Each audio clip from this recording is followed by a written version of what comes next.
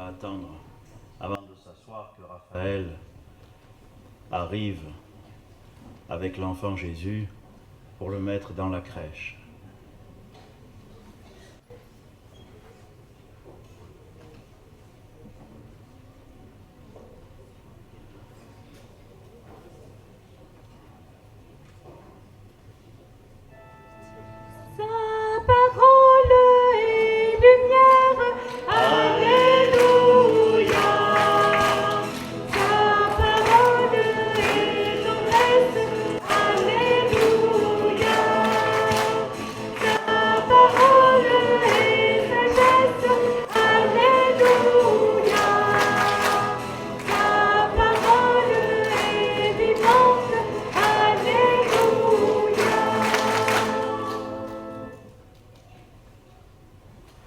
S'asseoir. Merci Raphaël.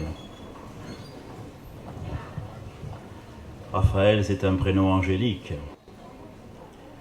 Et son frère, c'est Gabriel. Alors, c'est juste bon pour ce soir. Voilà, l'enfant Jésus vient d'être déposé dans la crèche. Et je voudrais vous proposer de recevoir de lui 3 petits cadeaux. 3 petits cadeaux pour notre Noël. Mais ce coup-ci, ce n'est pas nous qui les faisons, c'est lui qui nous les fait. Le premier cadeau, c'est l'humilité. C'est l'humilité de Dieu. Vous avez entendu le texte que le Père Laurent nous a lu. Ça commence de façon très officielle, sur un ton pompeux. Auguste était empereur, un autre était gouverneur, celui-là était ceci, celui-là était cela. Et on se dit, c'est comme quand on lit des avis importants, on se dit que là vraiment c'est des gens très importants et qu'il doit y avoir quelque chose avec tambour et trompette. Et puis il n'y a rien. Et puis il n'y a rien, parce qu'on nous dit, voilà, cette nuit-là, il n'y avait pas de place pour eux à l'hôtellerie. Marie et Joseph, qui étaient connus de personne, qui venaient là parce que le recensement disait qu'il fallait se faire recenser dans la ville où le papa était né. Alors du coup c'était Bethléem, mais eux ils arrivaient de Nazareth, ils ont fait tout le chemin Nazareth-Bethléem, ça ferait Nice-Marseille à peu près. Alors ils le font avec l'âne, et puis quand ils arrivent, surtout l'âne, ça vous accélère les choses quand on est enceinte. Alors du coup ils arrivent à Bethléem, et là il n'y a pas de place. Voilà, il n'y a pas de place. Et vous avez entendu ce texte qui fait la différence entre les puissants de ce monde et puis un événement complètement inaperçu. Cherche où est le trône et tu verras la paille, la mangeoire. Cherche où est la puissance et tu verras l'humilité d'un nouveau-né. Cherche où sont les gardes du corps et tout cela, et tu verras quelques pauvres bergers qui passaient la nuit dans les champs pour garder les troupeaux.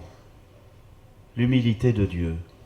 Je vous propose d'accueillir ça comme un premier cadeau pour nous. Parce que souvent aujourd'hui, les gens avec qui nous vivons ont parfois une image de Dieu qu'on comprendrait pourquoi ils voudraient devenir athées. Parce que si vous prenez Dieu comme celui qui peut tout, qui est tout puissant, qui régit les choses d'en haut, si vous prenez Dieu comme celui qui surveille et à la fin celui qui juge, on peut comprendre quand on regarde l'état de notre monde, que ou il est distrait, ou il ne peut pas grand-chose.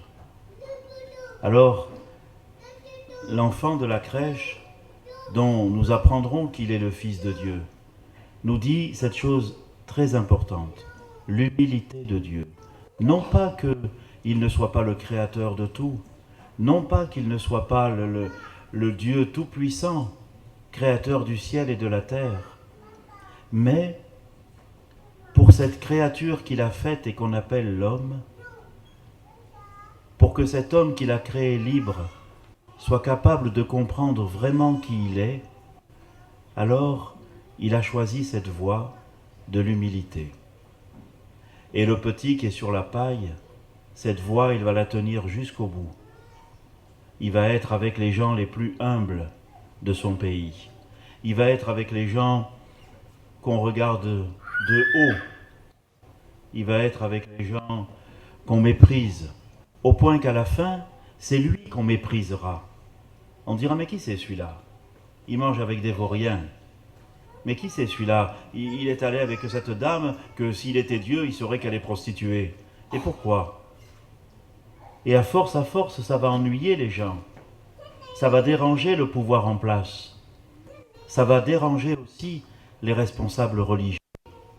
Et c'est pour ça que le petit, il est né sur la paille et il finira sur la croix. Comme un brigand. Comme quelqu'un dont on n'a pas voulu. On n'a pas voulu. Il n'y avait pas de place pour eux à l'hôtellerie et il n'y a pas eu beaucoup de place dans le cœur des gens qui l'ont connu pour l'accueillir. Parce qu'à la croix, comme on dit à Marseille, il ne reste plus des gains. Tout le monde est parti. Tous ceux, pourtant, à qui il avait fait du bien, qu'il avait guéri, à qui il avait donné de belles choses, tout cela, ils sont partis. Même Pierre, l'apôtre Pierre, il est là au coin du feu, vous vous rappelez, à la nuit de Pâques, là-bas, au moment pas la nuit de Pâques, la nuit d'avant, au vendredi saint. On lui dit, mais toi, tu étais avec lui. Il dit, non, non, moi, je ne le connais pas. Et on lui dit une deuxième fois, mais oui, tu es avec lui. Il dit, mais non, mais moi, je ne le connais pas, je vous l'ai dit. Il dit, mais tu as un accent de Galiléen. Mais non, non, mais je n'ai pas d'accent, moi, je ne le connais pas. 3 fois. Et à ce moment-là, le coq chanta. Ce petit de la paille, il finit sur la croix. Ça veut dire, tu veux comprendre qui est Dieu, et c'est le premier cadeau. Ne te fie pas à tout ce qu'on t'a dit de lui. Cherche l'humilité. Regarde l'humilité de Dieu. Regarde-le présent dans ceux que tu considérerais toi aussi en les regardant de haut. Ne regarde personne de haut, parce que tu pourrais manquer de croiser le regard de Dieu. C'est le premier cadeau. Et ça, vous savez, vous comme moi, on a encore de la marge de progression. Le deuxième cadeau, c'est l'amour, c'est la tendresse, c'est la relation. Vous avez vu, ce petit, il est là tout petit, et puis il y a des bergers. Et puis les bergers viennent, et puis il y a les anges, et puis alors les bergers ensuite racontent à d'autres ce qui s'est passé. Et ce sera comme ça tout le temps. Les gens se diront, mais ils se parleront les uns aux autres. Ils diront, mais notre cœur n'était-il pas tout brûlant, tandis qu'il nous parlait en chemin. La tendresse de Dieu, la relation. Aujourd'hui, à cause de l'épidémie que nous vivons, on nous rabâche les oreilles, vous savez, avec ces choses-là qui sont peut-être utiles. Mais je peux parler un peu après. Je ne dis pas des choses graves là. De ces choses qui peut-être sont utiles, bien sûr, mais qui en même temps faussent les choses. Quand on dit par exemple, Dieu sait si on l'a entendu ce truc, quand on aime ses proches, on ne s'approche pas.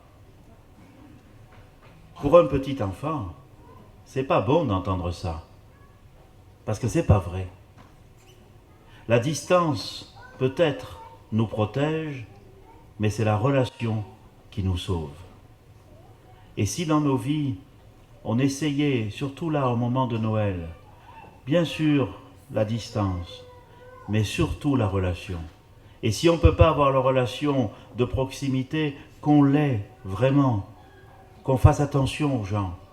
Je connais des assemblées à Marseille, peut-être pas ici, certainement pas ici, où au moment du premier confinement, quand on n'est plus venu à l'église, alors les gens disaient, ceux qui s'occupaient de la paroisse, disaient, il faudrait qu'on contacte tout le monde. Ah oui, mais on ne connaît pas les noms. C'est-à-dire, peut-être que ça ne vous arrive pas ici, mais il y a des paroisses où les gens y viennent, ils s'assoient toujours au même endroit, vous savez comme c'est, on se met toujours du côté qu'on a fait la première fois, sauf si là vraiment il n'y a pas de chauffage, mais on se met là, et puis on continue. Et puis après, quand on n'est plus là, on dit, mais on ne sait même pas le prénom. On les a vus tous les dimanches, on ne les connaît pas. On ne sait même pas le téléphone pour garder le lien. Oh, c'est pas une communauté ça. C'est une juxtaposition d'individus. Une vraie communauté, elle soigne la relation. Et quand vous regardez le cadeau que Jésus nous fait, c'est de nous dire à quel point nous sommes des hommes et des femmes de relation. et qu'il nous faut de la tendresse, et qu'il nous faut de l'amour. Et quand les évangélistes chercheront finalement qu'est-ce qu'on peut dire de Dieu, Dieu personne ne l'a jamais vu, le seul mot qu'ils trouveront c'est de dire Dieu est amour. Alors c'est un cadeau que le petit nous fait. Il nous dit soignez vos relations, soignez les relations avec les gens que vous avez croisés dans votre vie. Ne les perdez pas de vue. Un coup de fil, vous risquez rien avec le microbe. Un coup de fil, un petit courrier, un SMS, quelque chose qui fait qu'on continue d'être humain, parce qu'à force de ne pas s'approcher des proches, on finira par se déshumaniser. Donc, restons vigilants. C'est un cadeau très important à notre époque dans la pandémie que nous traversons. N'oublions pas que la relation, c'est l'essentiel. D'ailleurs, quand les chrétiens parlent de Dieu, ils disent qu'il est relation. Ils emploient un mot un peu bizarre, Trinité, mais ça veut dire relation. Ça veut dire que toute notre vie d'humain, elle se joue dans la qualité des relations que nous tissons les uns avec les autres. Voilà le deuxième cadeau que je recueille pour nous à la crèche. Et le troisième petit cadeau de l'enfant Jésus que je voudrais recueillir pour nous, il a un autre mot après la relation et après l'humilité, c'est l'espérance. L'espérance. Vous avez entendu les lectures qu'on a faites avant du livre d'Isaïe, etc. Le peuple qui marchait dans les ténèbres a vu se lever une grande lumière. Sur ceux qui habitaient le pays de l'ombre, une lumière a resplendi. Ce matin, vous savez, au Baumette, avec les femmes, c'était une célébration merveilleuse. Pourtant, au Baumette, quand on est femme, le jour de Noël, eh bien c'est pas marrant. Mais ce matin, elles y avaient mis tout leur cœur. Elles avaient préparé. Il y en a une d'elles qui est enceinte. Elles avaient préparé. Elles avaient même répété les chants. Et je leur ai dit, moi ce soir, je leur dirai aux gens que je verrai qu'au Baumette, il y a une petite communauté chrétienne qui n'attend que d'être en relation, au moins de relation par la prière, avec vous tous. Je leur dirai, parce que c'est vrai. Et l'espérance, voyez, c'est que même si un jour on devient sale, même si un jour notre cœur parle contre nous, même si on est devenu le plus grand des criminels, jamais on ne doit désespérer de la bonté de Dieu. Jamais. C'est vrai pour tous. La petite Thérèse, celle de l'enfant Jésus de Lisieux, disait cela. Elle disait, même si j'avais sur le cœur tous les péchés qu'on peut commettre dans le monde, j'irais, le cœur lourd de repentir, me jeter dans les bras de mon Seigneur. La tendresse de Dieu et l'espérance. C'est à cause de sa tendresse et de son humilité que nous pouvons avoir l'espérance. Dans le monde d'aujourd'hui, l'espérance est une vertu qui n'est pas toujours facile à pratiquer.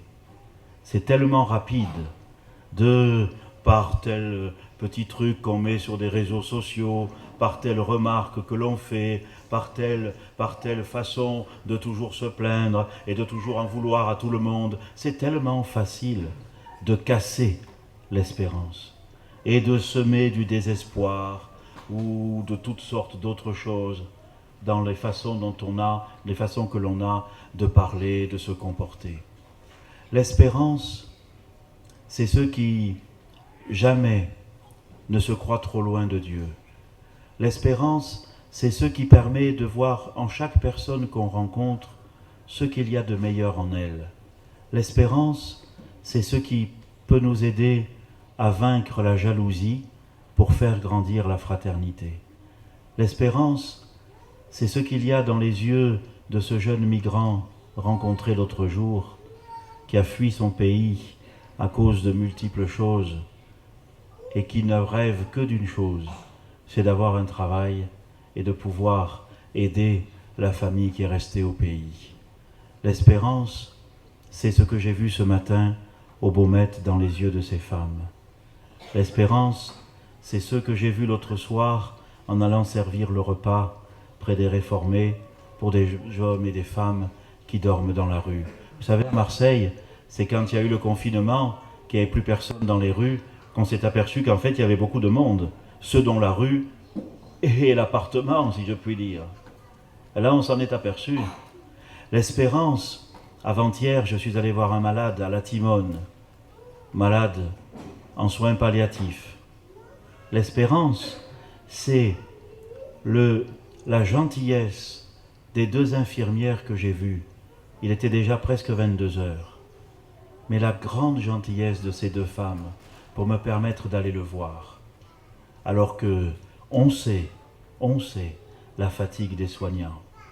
L'espérance, c'est ce que nous avons vu poindre lorsque nous avons compris qu'il y avait des héros du quotidien sans lesquels nous ne pourrions pas mener la vie que nous menons. C'est tout cela, frères et sœurs, que je voudrais recueillir avec vous à la crèche, comme un cadeau que le Seigneur nous fait, pour que nous vivions mieux, Noël, que nous le fêtions mieux. L'humilité de Dieu, c'est la voie royale. Et puis, l'amour et la tendresse, et puis l'espérance. Que le Seigneur nous aide à vivre cela. C'est pas bien compliqué, c'est à la portée de tous, ça se joue tous les jours. Les temps sont rudes, mais la fraternité est notre meilleur guide, et à la fin, c'est l'espérance qui gagnera. Que le Seigneur nous y aide. Amen.